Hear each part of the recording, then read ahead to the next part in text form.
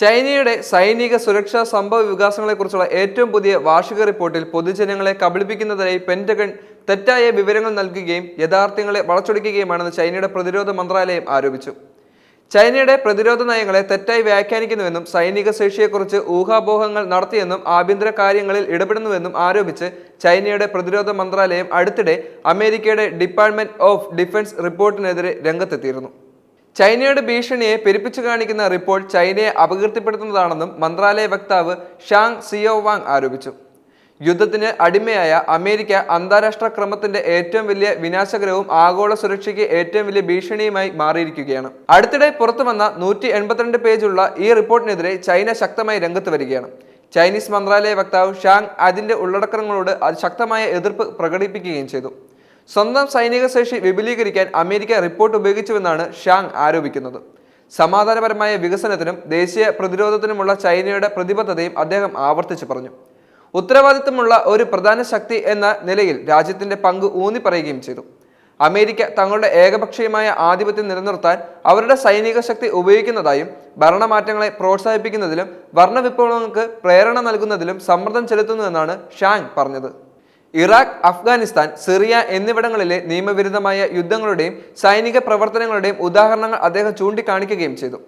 രാജ്യങ്ങൾക്കിടയിലുള്ള സൈനിക സംഘടനകളിലെ അമേരിക്കയുടെ പങ്ക് നിരവധി സാധാരണക്കാരുടെ മരണങ്ങൾക്കും മാനുഷിക പ്രതിസന്ധികൾക്കും കാരണമായെന്നും അദ്ദേഹം കൂട്ടിച്ചേർക്കുകയും ചെയ്തു. അമേരിക്കയുടെ ആണവ നയങ്ങളെക്കുറിച്ചും ഷാങ് വിമർശനം ഉന്നയിച്ചു. ചൈനയെ സംബന്ധിച്ചിടത്തോളം തങ്ങളുടെ ആണവ നയം ആദ്യം പ്രയോഗിക്കേണ്ടതില്ല എന്ന തത്വത്താൽ നയിക്കപ്പെട്ടതാണ്. തങ്ങളുടെ എതിരാളികളുടെ ഭാഗത്തു നിന്നും ആദ്യം ആക്രമണം നടക്കാത്ത പക്ഷം അവർ തിരിച്ചും ആണവായുധങ്ങൾ ഉപയോഗിക്കില്ലെന്ന നിലപാടാണ് അവർ പിന്തുടരുന്നത്. ചൈനയുടെ ആണവതന്ത്രത്തിൽ സ്ഥിരത, തുടർച്ച, പ്രവചനിതാതീത എന്നിവയാണ് ഈ സമീപനത്തിലൂടെ വ്യക്തമാകുന്നതെന്നും അദ്ദേഹം ചൂണ്ടിക്കാട്ടി. ചൈനയുടെ ആണവതന്ത്രം സ്വയം പ്രതിരോധവും ആദ്യം ഉപയോഗിക്കേണ്ട നയവും കേന്ദ്രീകരിച്ചാണ്.